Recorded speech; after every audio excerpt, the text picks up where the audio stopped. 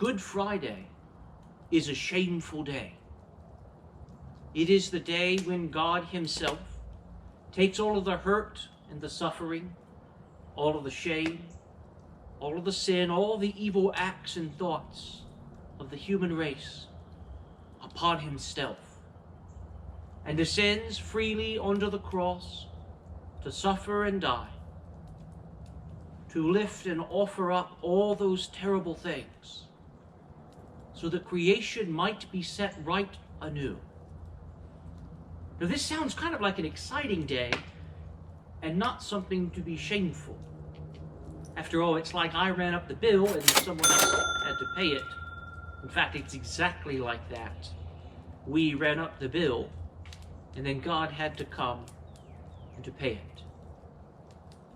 But when we think about the sinful people, the people who have done the things that make it so that God has to come and pay that terrible bill, and to make that offering of himself upon the cross, but we think of all the awful people in the world, you know, the really terrible people, like Hitler and Stalin, Castro, or Pol Pot, Chairman Mao, all the really wicked people.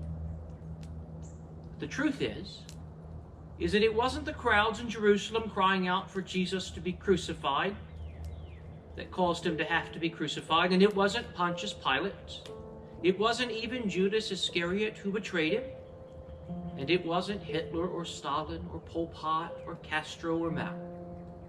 But it was you. It was you. And your sin, your running away from God. The wicked, the evil, the nasty thoughts you have. The things you've done. The things you refused to do.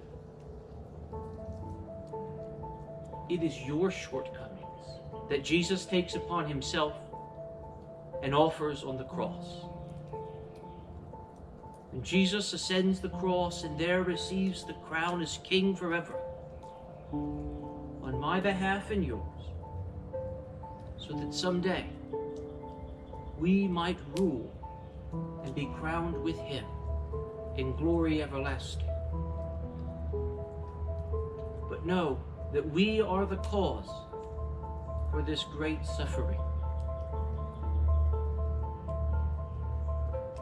The suffering of Good Friday is not the end of the story.